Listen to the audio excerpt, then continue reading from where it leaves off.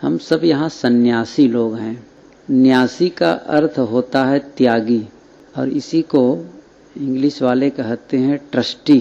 Trust में जो काम करे ट्रस्टी, उसका हिंदी है न्यासी, और उसका अर्थ होता है त्यागी। और सन्यासी जो अच्छी तरह से त्यागी हो, ठीक से जो त्यागी हो, वह सन्यासी है। लोग हम लोगों को सन्यासी कहते हैं, और हम लोग स्वयं अपने को मानते भी हैं कि हम लोग त्यागी हैं, सन्यासी हैं। तो ये मानना भी हम लोगों का है, और है भी सही। घर द्वार छोड़ के आए हैं, कोई मामूली बात नहीं है। तो सन्यासी हैं। सन्यासी होने के बाद हम लोग को करना क्या है, हमारा भाव क्या हो। सबसे पहला काम है, उसका आदि बिंदु है स्वयं का आत्मनिरीक्षण।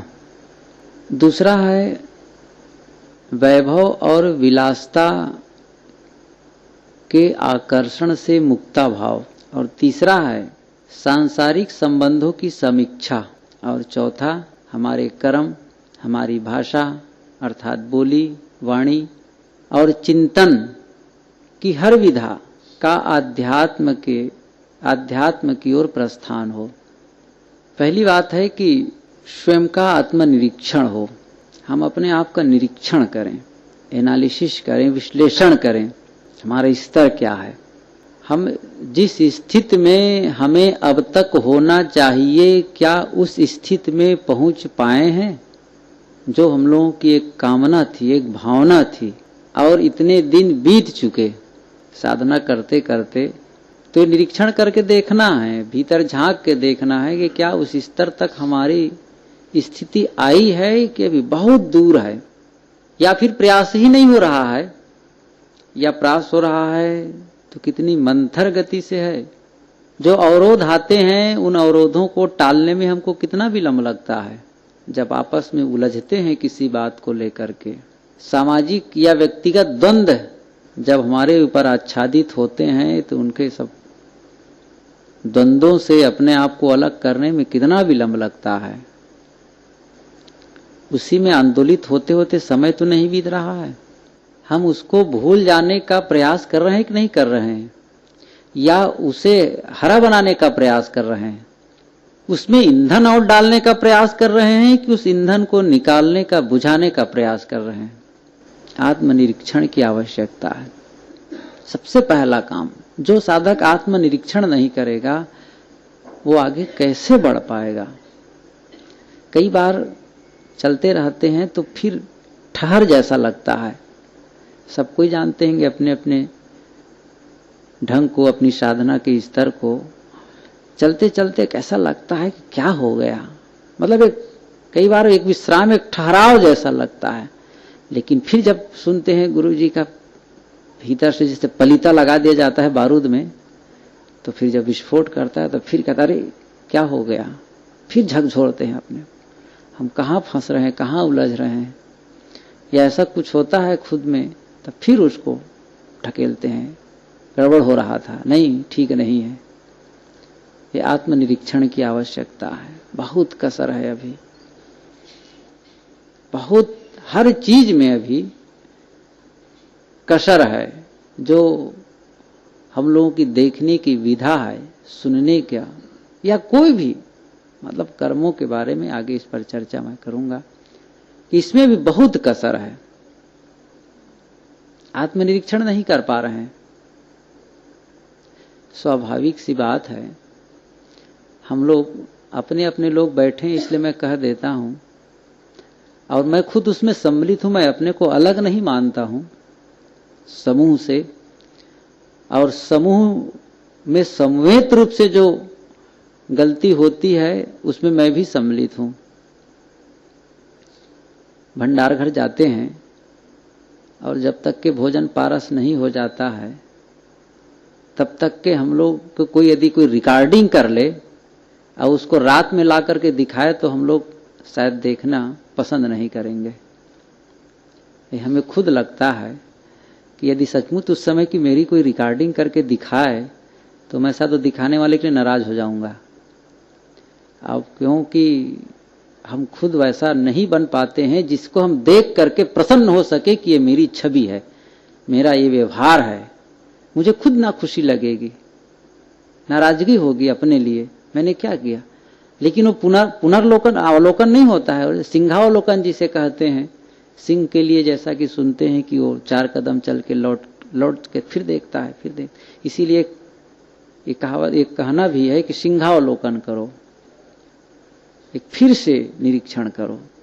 हम सुबह से शाम तक के अपना निरीक्षण करें तो उसी में त्रुटि मिलेगी, और जितना समय से आए हैं उसका निरीक्षण करें तब तो फिर रोना है, फिर और कुछ नहीं है। वही गुरुदेव जी कहा करते हैं कव्वाली की वो पंक्ति, जिंदगी को जो समझा जिंदगी से रोता है। जो जिंदगी के स्वरूप को समझ लेगा, उसके महत्व को समझ लेगा, वो रोएगा। हम लोग सन्यास के महत्व को समझ लेंगे, यहां आने के महत्व को समझ लेंगे, और यहां के लिए लोग ललचाते हैं, जहां हम लोग स्थिर हैं, सिहाते हैं कि काश वो जिंदगी मुझे भी जीने मिलती। कैसे मस्त जगह वो लोग रहते हैं, किस गुरु के दरबार में हैं। एक प्रकार से यहाँ को लोग मान सरोवर समझते हैं, और हम मान सरोवर में रहकर क्या अपने आप को हंस बना पाए हैं कि अभी कागा बुद्धि है, बकुला का रूप है। आत्मनिरीक्षण मैं किसी दूसरे के लिए नहीं कहता हूं मैं अपने लिए कहता हूं, इसी में अपना अपना सबको सोचना है। तो सन्यासी अच्छी तरह से त्यागी, उसका प्रारंभ का बिंदु है, उसकी शुरुआत है, या उसमें यदि कसर है तो उसको पुष्ट करने के लिए विधा हमें अपनानी है। वह है स्वयं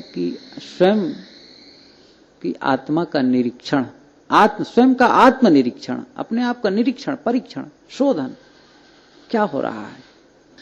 दूसरी बात मैंने ये कही कि वैभव और विलासता के आकर्षण से मुक्ता भाव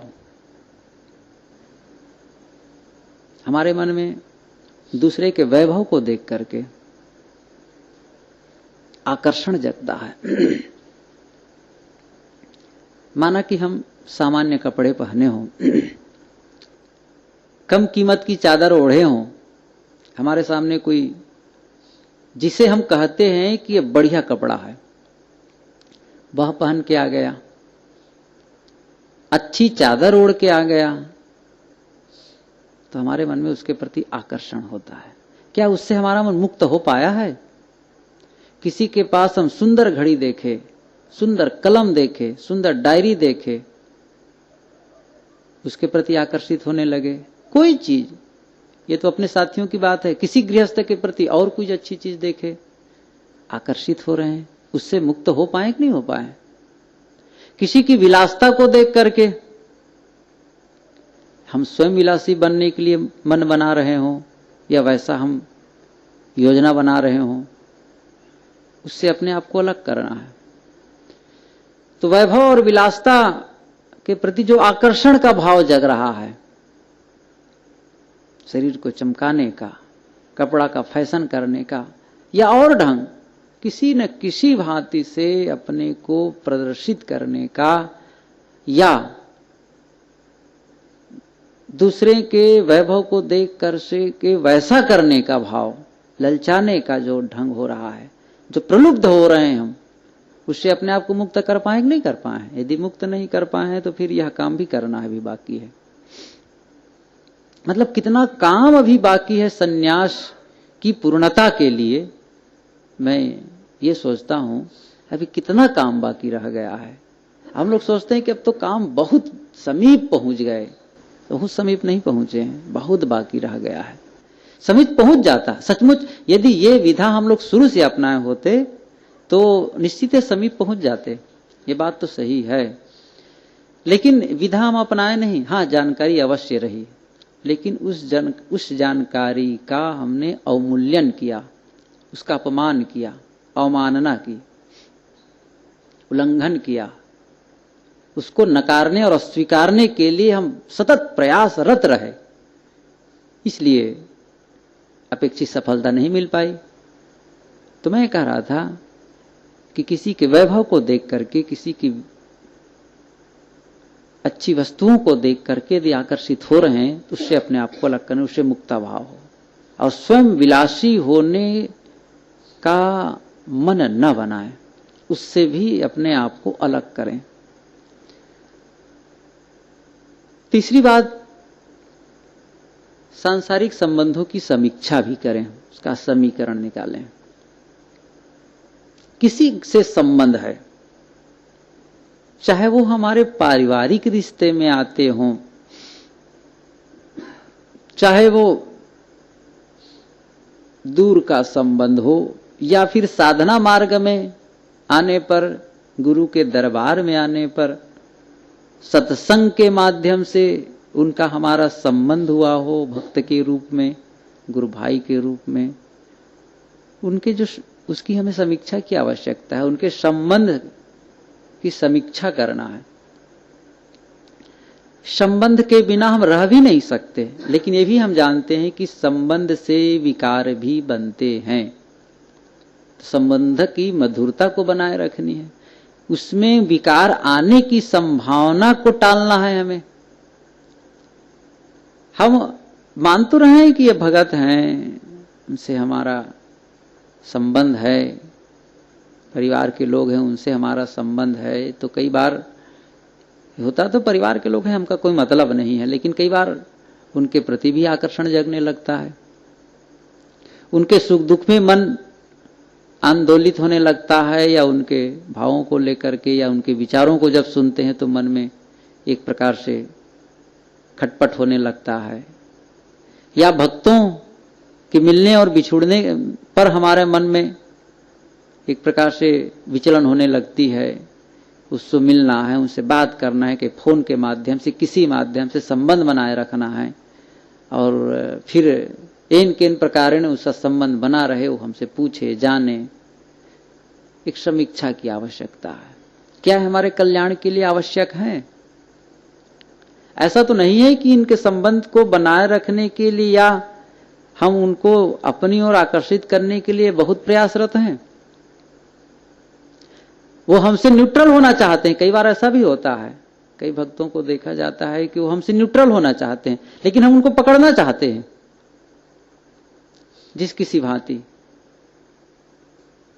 वो हमसे पिंड छुड़ाना चाह रहा है, लेकिन नहीं, हम उसको चाह रहे हैं कि हमारे वो गिरफ्त तमाए। तो ये संबंध है, इसकी निस्सारता को समझना है, इसकी समीक्षा करनी है कि जिन जिन लोगों से हमारा संबंध है वो मोह का कारण तो नहीं बन रहा है, उसके प्रति हम आकर्षित होकर के अपनी साधना मार्ग से विचलित तो नहीं हो रहे हैं। इसकी भी समीक्षा की आवश्यकता है। नहीं फिर संबंध में घनिष्ठ होते होते कहीं ऐसा ना हो कि वो घनिष्ठता फिर मोह के रूप में हो और अंत में फिर वो विकार बढ़ा दे। विकार से बचना है, मोह के आवरण से बचना है। संबंध से हम नहीं बच सकते। संबंध से सर्वथा कैसे बच पाएंगे? निसंबंध कैसे हो सकता है? जब संबंध बनाए रखना है तो उसमें जो मल आने की संभावना है उससे हमको बचाना है अपने को, और जिस विधि से हो। ये सबकी व्याख्या स्वयं करें आप लोग। मैं तो एक सूत्र के रूप में कह रहा हूं कि इसमें कोई विकार आने की बात आती है और उसके साक्षी हम स्वयं हैं, दूसरे की समीक्षा हम नहीं कर सकते। किसी को मिलते देखकर, किसी से बातचीत करते हुए, किसी से और कुछ बातें करते देख करके हम समीक्षा करते हैं तो हमारी समीक्षा सही नहीं हो सकती है। अपनी समीक्षा हमें स्वयं को करनी है कि मेरा भाव तो ऐसा नहीं हो रहा है, तब बनेगा। क्योंकि दूसरे को हम कैसे तौल सकते? आज तक तो हम अपने तौल नहीं पाए हैं। हम दूसरे को तौलना चाहते हैं, तराजू लेकर के उसका मूल्यांकन करते हैं। इसलिए मैं शुरू में कहा था स्वयं का आत्मनिरीक्षण। हम दूसरे का निरीक्षण के लिए प्रयासरत रहते हैं, दूसरे का मूल्यांकन करते हैं कि वो कितने पानी में है, कितने विकार में है, कब कब उन्होंने गलती की है, इसका लेखा जोखा हमारे पास है। अमुक ने कब कब गलती की है उसका पूरा लेखा जोखा है, और हमारे अपनी गलतियों का लेखा जोखा हमारे पास है ही नहीं है, उसको हम भुलाना चाहते हैं। और दूसरे की गलतियों को लेखा जोखा को हम नोट करते हैं विधिवत, जैसे पत्थर की लकीर में कर रहे हैं। दूसरे का निरीक्षण हुआ, उससे कोई लाभ नहीं होगा। अपने निरीक्षण की आवश्यकता है। तो संबंध, जो सांसारिक संबंध है, उसके भी निरीक्षण की आवश्यकता है। और अंतिम जो चौथा है, जो मैंने कहा था कि हमारे कर्म, हमारी वाणी, हमारी भाषा, हमारी बोली, हमारे चिंतन का अध्यात्म की ओर प्रस्थान, मतलब जो भी कर्म करें वो अध्यात्म के हेतु हो, उसी की ओर हर विधा, कर्म की हर विधा अध्यात्म की ओर प्रस्थान होना चाहिए। कर्म चाहे जिस विधि से करें, कोई भी काम करें, यदि हम कदम उठा रहे हैं प्रीतम नगर जाने के लिए या कहीं जाने के, गंगा तट जाने के लिए, तो वो अध्यात्म की ओर ही प्रस्थान होना चाहिए। उसका भाव आध्यात्मिक होना चाहिए, उलझन वाला ना हो या उससे विमुख करने वाला ना हो। ऐसा भाव बना रहेगा कि हमारे सब कर्म अध्यात्म के लिए है। तब देखो ये होगा, यदि इसको करूंगा तो ये अध्यात्म के विपरीत है। ऐसा करके मेरा काम हो ही नहीं सकता है। मेरी वाणी है, मैं जो बोल रहा हूं, कभी भी बोल रहा हूं, चाहे सत्संग हाल में बोलूं, चाहे भंडार घर में, चाहे रास्ता चलते हुए या अन्य स्थलों में, बह तो जाते हैं हम लोग, सबकी वही बात है। हम सब एक प्रकार से एक धारा में बह जाते हैं, मुर्दे की तरह तैर नहीं पाते। जिंदा आदमी तैरता है और मुर्दा धारा के अनुस्रोत में बह जाता है। हम सब बह जाते हैं, ये सारी बातें भूल जाती हैं, ये वक्तव्य भूल जाता है, स्वयं द्वारा दिया हुआ वक्तव्य भूल जाता है। मैंने यही बात दूसरों से कही है कि ऐसा करना चाहिए, लेकिन जब अवसर आता है स्वयं लुढ़क जाते हैं। ये मैं समझता हूं कि मैं कह रहा हूं, ये मेरे लिए कठिनाई है। मुझे अपने लिए करना कठिन है तो दूसरों को कैसे कराया जा सकता है? कितना कठिन लगता है। इसलिए जो हमारे कर्म है वह सब अध्यात्म की ओर प्रगति हो, उसी के लिए हो, उसी की ओर प्रस्थान करे। हमारी वाणी, हमारा चिंतन जो भी हो, मतलब मन वचन कर्म से जो भी काम हो, जिस विधि से हम उससे गतिविधि करते हो, वो सब के सब किसके लिए हो? अध्यात्म के लिए हो, साधना के लिए हो, ध्यान के लिए हो, समाधि के लिए हो। तब काम जल्दी होगा। और इसके विपरीत होगा तो जो करेंगे वो कटेगा। कुछ परीक्षाएं ऐसी भी होती हैं जहां पर माइनस कई बार होता है, कि उसको क्या कहते हैं, माइनस मार्किंग। आप 50 नंबर का कोई नंबर है उसमें कुल मिलाकर के, और हमने उसमें 40 तो सही बनाए और कहीं 5 गलती हो गया तो 40 सही में से 5 और कट जाएगा, वो 35 रह जाएगा। फिर जो गलत है वो गलत रह करके चुप नहीं रहेगा कि गलत हो गया, चुप है, ठीक गलत हो गया, लेकिन गलत हो करके वो जो सही है उसको पकड़ के खींच लेता है अद्भुत। सही को भी वो माइनस कर देता है, तो माइनस मार्किंग हम लोग की हो जाती है। जो गलत करने लगते हैं, जो प्लस की ओर चढ़े रहते हैं, उसको भी कुछ खींच लेता है, इसलिए और पीछे चले जाते हैं। तो अध्यात्म की ओर न जाकर के जब उल्टे पथ में चलते हैं तो जो कुछ चले रहते हैं वो भी वापस खींचा जाता है। इसलिए अब ऐसा कुछ करें, ऐसा कुछ विधान बनाएं, ऐसा कुछ प्रयास करें जिससे हमारा जो ध्येय है वो पूरा हो, हमारी गति बस उसी के लिए हो और दूसरे के लिए न हो, संसार के लिए न हो, अपने मन की पुरोति के लिए न हो, आत्मविश्लेषण के लिए हो, आत्मस्थित के लिए हो। तब जाकर के हमारा काम बनेगा, तब असली सन्यासी का दर्जा आएगा। मैं शुरू में कहा था हम सब सन्यासी हैं भी, कोई गलत भी नहीं है, अच्छी तरह से त्यागी। और यदि उसमें कसर भी है तो उसको मिटाने के लिए हम सबको यह सब काम करना है। वह है स्वयं का आत्मनिरीक्षण, वैभव और विलासता के आकर्षण से मुक्ताभाव हो, सांसारिक संबंधों की समीक्षा हो, हमारे कर्म, हमारी भाषा, हमारे चिंतन की हर विधा का अध्यात्म की ओर प्रस्थान हो। तभी जाकर के हम जिस काम के लिए आए हैं वह काम पूरा होगा।